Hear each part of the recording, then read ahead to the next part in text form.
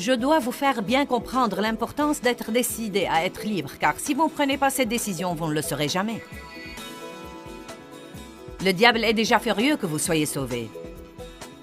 Mais il ne veut absolument pas que vous soyez libre.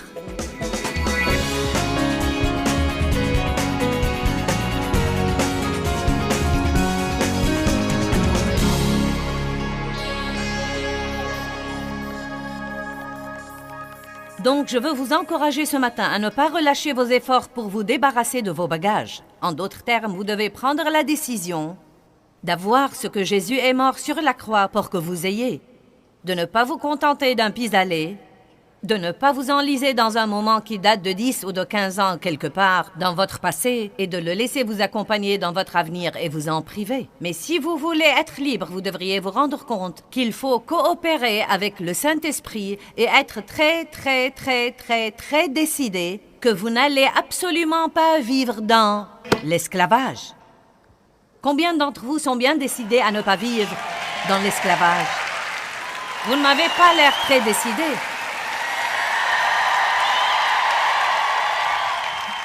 Matthieu 7, 13. Vous savez, j'étais un vrai gâchis quand je suis entrée en relation sérieuse avec Dieu et j'étais chrétienne depuis longtemps, mais je n'étais pas une chrétienne sérieuse. Et vous savez, il y a une différence. J'étais une chrétienne pratiquante, mais pas une chrétienne qui laissait Dieu s'occuper d'elle dans sa vie de tous les jours. Et une fois que vous recevez le Christ comme votre sauveur, vous devez passer le reste de votre vie à grandir en lui et à essayer de lui ressembler. Nul de nous n'est là où il devrait être. Mais avec chaque année qui s'écoule, nous devrions pouvoir dire « Dieu merci, je ne suis pas là où j'étais. Je suis en route, je suis bien, je fais mon chemin, je ne suis pas arrivé, mais je ne vais pas regarder en arrière, je vais regarder en avant. » Eh bien, quand Dieu a commencé à s'occuper de moi, j'ai senti, comme beaucoup d'entre vous, que j'étais la seule au monde dont il s'occupait. Ça vous arrive parfois? Non, mais pourquoi moi? Pourquoi moi? Vous savez, ou tu ne t'occupes pas des autres comme tu t'occupes de moi. Et donc, c'était précisément le jour du Nouvel An, et je lisais Matthieu chapitre 7, versets 13 et 14, que vous connaissez probablement bien, et j'avais plutôt un esprit ronchon en moi. Ça vous arrive d'avoir un esprit ronchon quand vous priez? Vous ronchonnez auprès de Dieu? Et donc, Jésus dit, « Entrez par la porte étroite, car large est la porte, et spacieux et vaste est le chemin qui mène à la perdition, et il y en a beaucoup qui entrent par là. Mais étroite est la porte, rétrécie par la pression, et resserrée et rétrécie est le chemin qui mène à la vie, et il y en a peu qui les trouvent. » Donc il dit qu'il y a deux chemins que nous pouvons emprunter, soit le chemin spacieux où il fait bon se promener, où il y a beaucoup de place, où il y a beaucoup de monde aussi, soit le chemin étroit qui est rétréci par les pressions de la vie. Et il dit, il y en a peu qui le trouvent. Maintenant, le chemin spacieux mène à la perdition. Et le chemin étroit mène à la vie. En d'autres termes, si vous faites ce qui est facile maintenant, vous allez manquer la véritable vie que Dieu vous a réservée. Et je ne parle pas de mourir et d'aller au ciel. Non, mais j'ai rencontré beaucoup de difficultés pendant ces 30 dernières années avant d'être ce que je suis. Mais je jouis maintenant d'une telle liberté dans ma vie et je peux vous dire que la plupart des gros problèmes que j'ai traités il y a 32 ans quand j'ai été rempli de l'esprit et que j'ai commencé une marche sérieuse avec Dieu, la plupart de ces problèmes n'existent plus maintenant, du moins pas sérieusement. Je portais un sac de culpabilité tout le temps. Je me sentais coupable si je ne me sentais pas coupable. Je me souviens de l'époque où j'ai commencé à me libérer de la culpabilité. Puis un jour, je me suis sentie coupable car je ne me sentais pas coupable. Je ne me sentais pas bien si je ne me sentais pas mal. En êtes-vous jamais arrivé là? Vous ne vous sentez pas bien si vous ne vous sentez pas mal. Et j'étais furieuse. J'étais pleine d'amertume, de ressentiment, de non-pardon. Non, mais vraiment, je me souviens que j'étais probablement plus souvent en colère que je n'étais paisible. J'étais en fait en colère ou fâchée à cause de quelque chose, plus que je ne marchais dans l'amour. Et donc, je portais tout ce rebut avec moi. J'avais toujours en moi une racine de rejet à cause des abus sexuels de mon enfance. Et j'allais à l'église en portant tous mes bagages. Je fonctionnais dans la société en portant tous mes bagages. Et ce que j'avais en fait était un dysfonctionnement fonctionnel. En d'autres termes, nous sommes si habitués à notre dysfonctionnement que nous apprenons à fonctionner avec. Et donc nous décidons, eh bien, c'est tout ce que je peux avoir.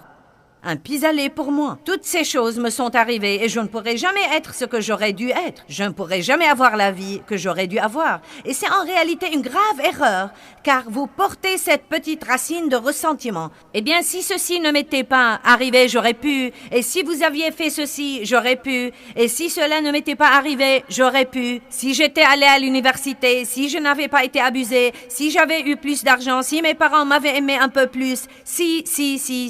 Et tout ça, c'est un tas de mensonges du diable. Mais si vous vous accordez avec les mensonges du diable, vous aurez ce qu'il vous dit que vous aurez. La Bible dit que si deux s'accordent sur la terre, vous pouvez vous accorder avec le diable et avoir ce qu'il dit que vous aurez. Je pense que beaucoup d'entre vous aujourd'hui ont conclu des accords avec l'ennemi, même sans s'en rendre compte de la chose. Et nous allons briser le pouvoir de ces accords et vous allez vous accorder avec Dieu et changer votre confession pour pouvoir commencer à voir ce que Jésus est mort pour que vous ayez. Mais je veux vous provoquer. Je pourrais même essayer de provoquer votre colère un peu. Non, mais comme une colère sainte contre tous les trucs stupides où vous avez baissé les bras et que vous avez permis au diable de vous faire. Et je veux que vous sortiez d'ici bien décidé, c'est fini. Si quelqu'un peut avoir la liberté, je peux l'avoir. Si quelqu'un peut surmonter la culpabilité, je peux la surmonter. Si quelqu'un peut vivre sans peur, je peux vivre sans peur. Si quelqu'un peut oublier son passé, je peux moi aussi oublier mon passé. Vous savez pourquoi? Dieu ne fait point exception de personne et vraiment, s'il le fait pour quelqu'un d'autre, il le fera pour vous. Mais vous devez être personnellement décidé à rester sur le chemin étroit qui mène à la vie. Donc, comme je lisais ce passage l'autre jour, chemin spacieux, chemin étroit, je murmurais à Dieu à propos de toutes les choses qu'il traitait en moi. Il traitait en moi à propos de ma bouche et de ma pensée, à propos de mon attitude, à propos de ma soumission à Dave. Il traitait en moi à propos de mon égoïsme. Il traitait en moi. Et je demandais à Dave, est-ce que Dieu traite en toi à propos de quelque chose? Et il répondait non. Et cela m'exaspérait vraiment. Combien d'entre vous, quand Dieu s'occupe d'eux, voudraient qu'il s'occupe de quelqu'un d'autre? N'est-ce pas exaspérant quand vous avez l'impression qu'il ne s'occupe que de vous? Et donc, j'ai dit au Seigneur, je lui ai dit, « Eh bien, Seigneur, on dirait vraiment que mon chemin se rétrécit de plus en plus au fil des années. »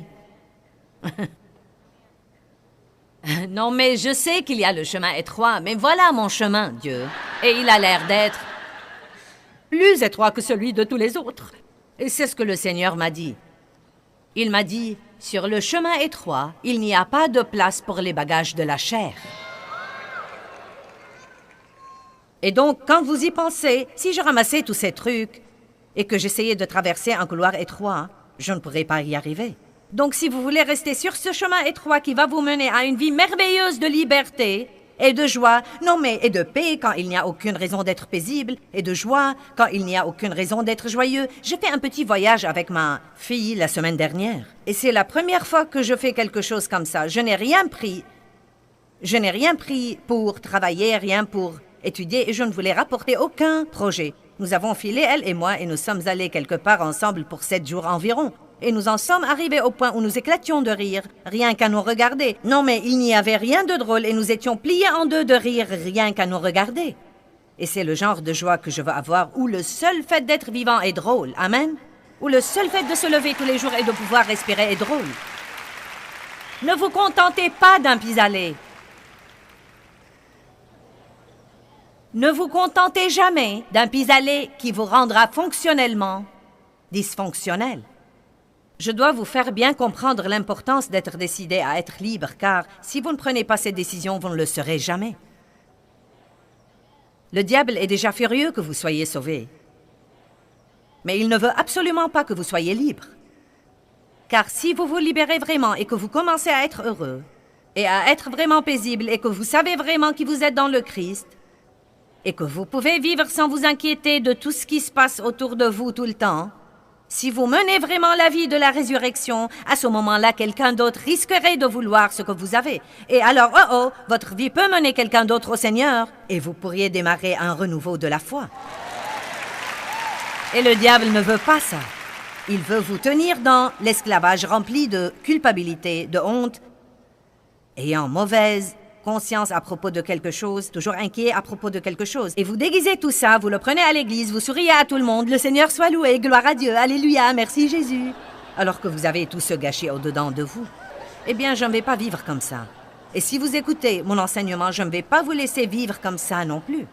Mais acharnez-vous dans votre détermination pour atteindre votre but, qui devrait être la liberté complète de tout esclavage. Regardons Philippiens 3,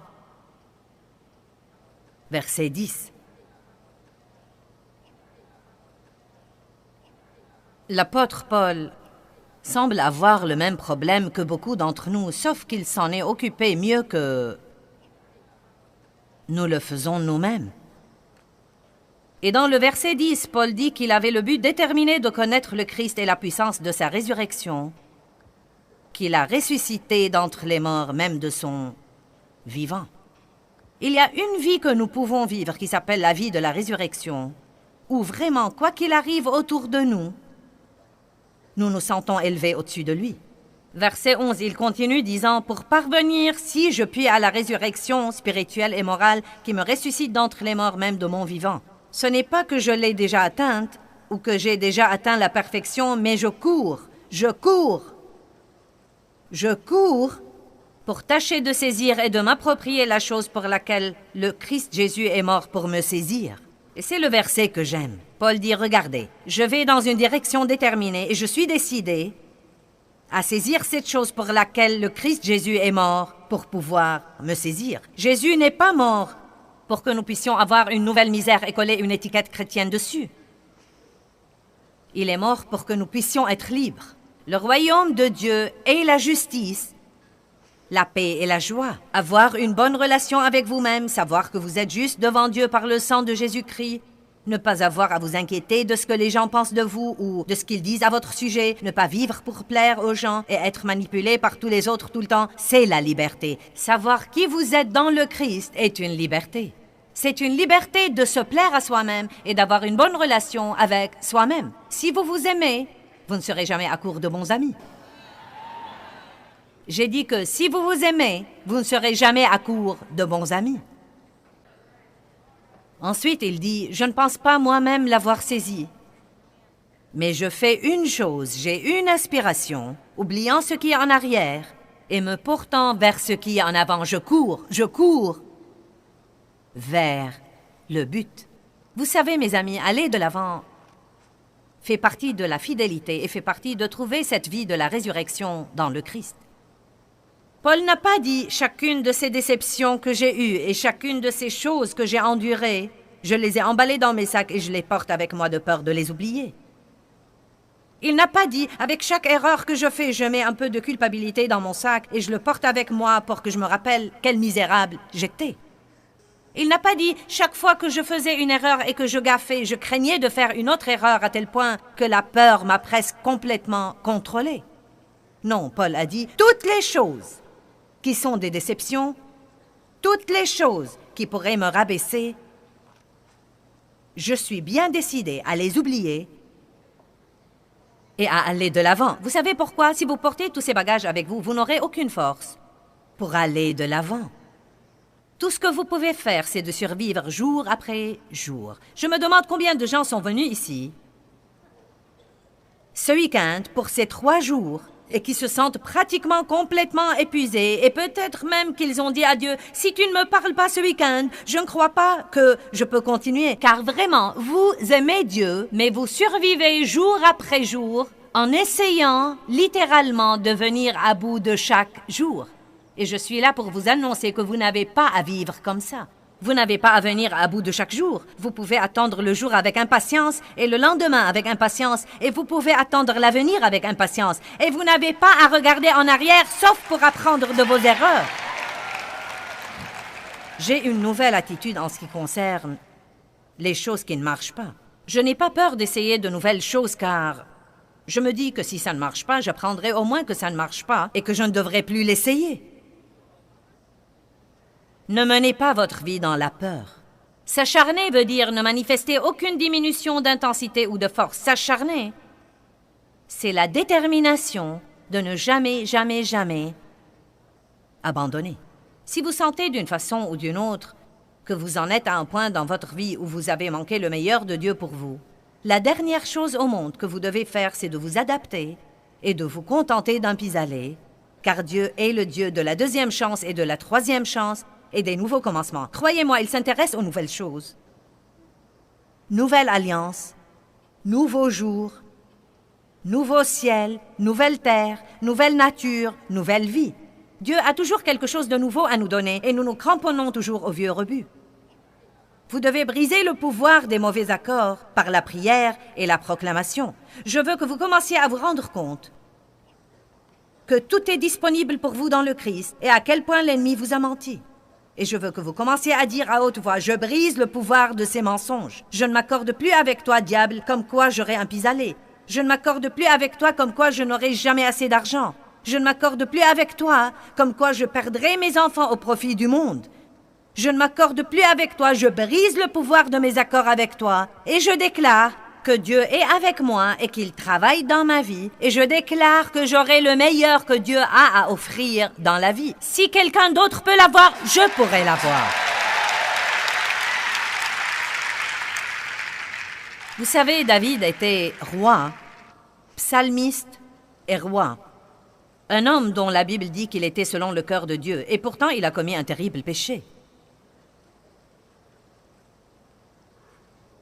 Il a commis l'adultère avec Bathsheba et elle est tombée enceinte, puis il a tué son mari afin de dissimuler son péché et son crime. Et ça allait de mal en pis. Et en fait, il a ignoré cette situation pendant toute une année. Je ne peux même pas imaginer les bagages lourds qu'il portait constamment au-dedans de lui-même. Mais je veux vous lire du psaume 51:10 et je veux vous montrer ce que David a dit à propos de son esprit après sa repentance. Il y a un esprit droit que nous pouvons avoir et il y a un esprit mauvais que nous pouvons avoir. Et je veux m'assurer que nous vivions avec un esprit droit. Maintenant, ça va être une partie principale de mon enseignement demain et donc je veux que vous le compreniez. Crée en moi un cœur pur, ô Dieu, et renouvelle au-dedans de moi un esprit droit. Écoutez ce que dit la Bible amplifiée. Elle dit « Renouvelle un esprit droit, persévérant et ferme au-dedans de moi. » Donc pour moi, ce que David dit là, c'est qu'il a passé cette année-là dans un gâchis en portant tous ses bagages au-dedans de lui et en essayant d'ignorer son péché. Je ne peux même pas imaginer la misère qu'il ressentait. Mais il s'est repenti et il est allé devant Dieu et il a dit « Dieu, crée en moi un cœur pur de nouveau. Pardonne-moi mes péchés et crée en moi un cœur pur et renouvelle en moi un esprit droit, bien décidé, persévérant et ferme, un esprit qui refuse d'abandonner, un esprit qui dit « Je ne vais pas m'enliser dans mon erreur passée. Je sais que ce que j'ai fait est mauvais, mais je ne vais pas m'enliser dans ce péché. Je ne vais pas vivre à jamais dans la culpabilité et la condamnation à cause de ce que j'ai fait. Donne-moi de nouveau l'esprit qui te fait plaisir. Donne-moi un esprit qui dit « Je ne vais pas renoncer et je ne vais pas abandonner. » Allez, donnez gloire à Dieu.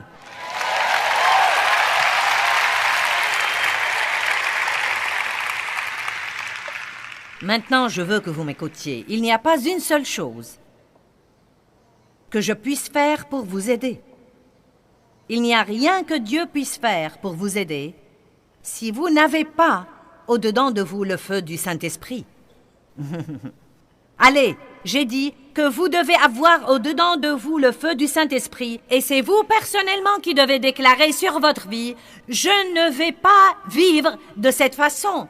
Est-ce que tu m'entends, diable? Je ne vais pas vivre de cette façon. Est-ce que vous m'entendez, démon? Je ne vais pas vivre de cette façon. J'aurai le meilleur que Jésus est mort sur la croix pour me donner. Moi, je l'aurai au nom de Jésus. Et aucun diable ne pourra me l'enlever. Ne passez pas votre vie à ne rien faire et à écouter le témoignage merveilleux de quelqu'un d'autre. Vous avez votre propre témoignage. Vous avez un témoignage qui n'a pas besoin de 50 ans de suivi. Prenez conseil si vous en avez besoin et allez de l'avant. Et ayez une vie. Ne restez pas toutes les semaines dans un groupe où chacun pleure sur l'épaule de l'autre au sujet du passé. Amen. Et je n'ai rien contre l'aide psychosociale. Les ministères de la miséricorde sont ici et nous aidons ces filles à avoir l'aide psychosociale. Comment vont mes amis là-bas? Je vous aime. Vous n'en avez pas assez d'écouter mes sermons au ministère de la miséricorde? Eh bien, ils les leur font écouter tous les jours. Ayez de l'aide psychosociale. Mais vous savez ce que j'aime? Beaucoup de ces filles passent leur diplôme, puis deviennent des conseillères, ou travaillent dans les ministères, ou vont quelque part dans le but d'aider les autres. Et je crois que Dieu a un plan pour nous. Et il me l'a dit un jour en 3 mots, 3 mots. Eh bien, 3 sections: blessées, guéries et prêtes à aider. Et je crois que c'est ce que veut Dieu. Il ne veut pas que nous soyons blessés, mais quand nous le sommes, il dit « Je vous guérirai ». Mais il ne veut pas que nous nous arrêtions là à nous réjouir de notre guérison. Il ne veut pas que nous passions notre vie blessée. Il ne veut pas que nous restions là à nous réjouir de notre guérison, mais que nous soyons prêts à aider quelqu'un d'autre. Et vous savez quoi? Si vous voulez vraiment vous venger du diable pour tout ce qu'il vous a fait, guérissez et commencez vraiment à aider quelqu'un d'autre. Je crois que je fais au diable une dépression nerveuse tous les jours. J'ai passé assez d'années à ne rien faire et à m'apitoyer sur mon sort.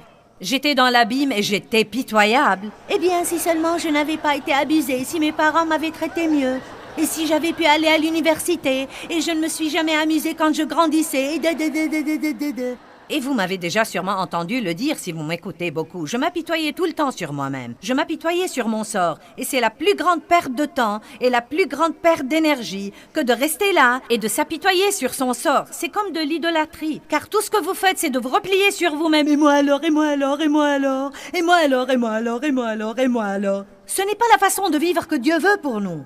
Et il m'a dit un jour, tu peux être soit pitoyable, soit tu peux être puissante, mais tu ne peux pas être les deux. Choisis donc laquelle des deux tu veux être. Et moi, je vous le dis aujourd'hui, vous pouvez être soit pitoyable, soit puissant, mais vous ne pouvez pas être les deux à la fois. Donc choisissez si vous êtes prêts à vaincre la colère. Eh bien, c'est trop dur, vraiment, c'est trop dur.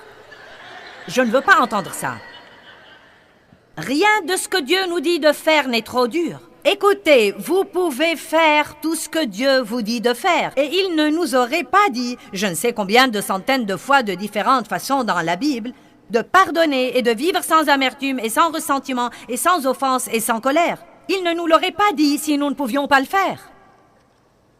Vous pouvez faire tout ce que vous devez faire par le Christ qui vous fortifie. Mais ça ne va pas se produire juste parce que vous le souhaitez. Ça ne va pas se produire juste parce que vous achetez une bande et que vous soulignez votre Bible. Il faut que vous mettiez tous les principes en pratique dans votre vie. Vous devez avoir au-dedans de vous le feu du Saint-Esprit. Et vous devez dire « Je n'abandonnerai jamais, quoi qu'il arrive ». Mon feu ne va pas vous libérer. Vous devez avoir au-dedans de vous le feu du Saint-Esprit.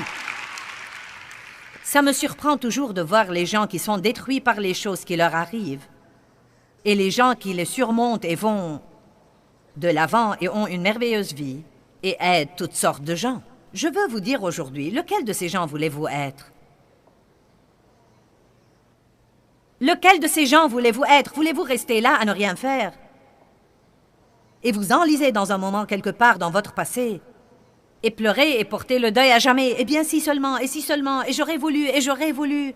Rendez-vous service, ne perdez pas un jour de plus de votre vie à vous apitoyer sur vous-même. Croyez-moi, mes amis, c'est absolument la plus grande perte de temps et d'énergie.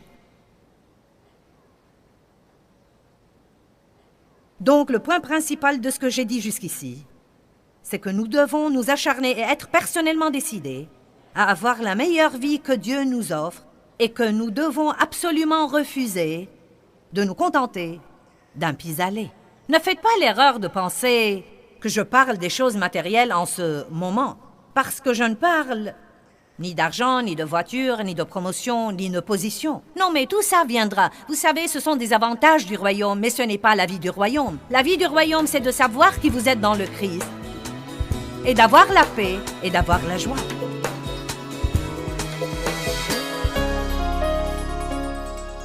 Eh bien, la bonne nouvelle, c'est que votre passé ne doit pas du tout déterminer votre avenir. Ça dépend vraiment de vous. Vous avez un choix à faire. Jean chapitre 10, verset 10 dit « Le voleur ne vient que pour voler et tuer et détruire. » Mais Jésus dit « Moi je suis venu afin que vous ayez la vie et que vous l'ayez en abondance. Une vie pleine jusqu'à débordement. » Satan a un plan pour nous et Dieu a un plan pour nous. J'ai décidé de choisir le plan de Dieu et je crois aussi que vous allez faire la même chose.